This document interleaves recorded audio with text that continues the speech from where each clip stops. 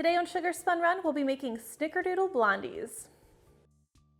Hey Sugar Spun Bakers, today I'm sharing one of my oldest and most favorite recipes from my blog.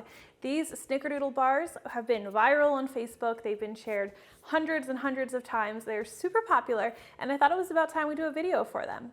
Now, this is a very simple recipe, so to get started, go ahead and preheat your oven to 350 degrees Fahrenheit. Next, you are going to need 1 cup or 2 sticks of unsalted butter, and you're going to want to go ahead and melt this. Now, once you've melted your butter, you do not want it to be too hot when you add your sugar, so let that cool for a couple of minutes until it's no longer warm to the touch. Once it's cooled, like mine has, we can add our sugar. You'll need 2 cups of granulated sugar. We'll stir together our butter and our sugar until these are completely combined. Now we'll add 2 large room temperature eggs, 2 tablespoons of milk, and 1/2 teaspoon of vanilla extract. We'll stir everything together again until it's completely combined. One of the things I love about this recipe is because we are using melted butter, not only are our blondies going to be really nice and moist and chewy, but there's no need for an electric mixer. Now set your butter mixture aside, and you're going to need a separate bowl for your dry ingredients. We're going to need 2 3/4 cups of all-purpose flour.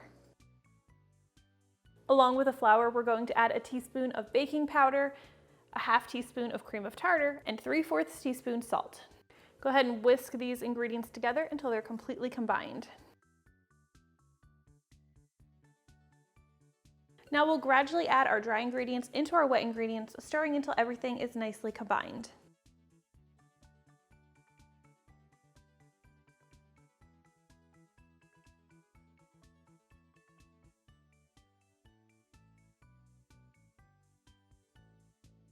Now we're going to be baking our Snickerdoodle bars in a 9 by 13 inch baking pan. I like to use a metal baking pan. If you use a glass one, it might take a little bit longer to bake. Now you can either grease and flour this pan, or I like to just line mine with parchment paper.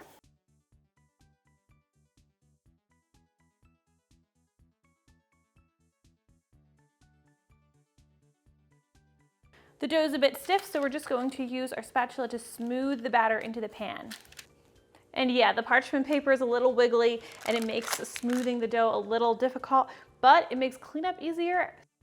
Now, of course, it would not be a Snickerdoodle without that classic cinnamon sugar coating, so let's go ahead and make that. You're just going to need a small separate dish, and into that dish we are going to add 3 tablespoons of granulated sugar and 1.5 teaspoons of ground cinnamon. Whisk these together, or stir them together until they're completely combined. We'll go ahead and sprinkle this evenly over our batter.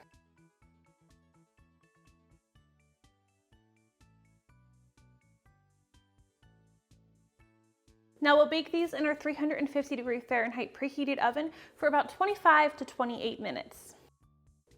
I do recommend letting these Snickerdoodle bars cool before you go ahead and dig in.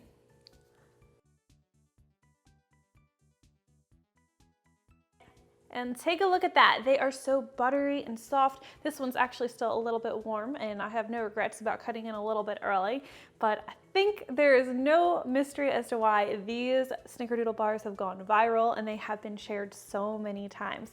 I think you're going to love them just as much. If you guys try this recipe out, please let me know what you think. I always love hearing from you. Thank you so much for watching, and I will see you next time.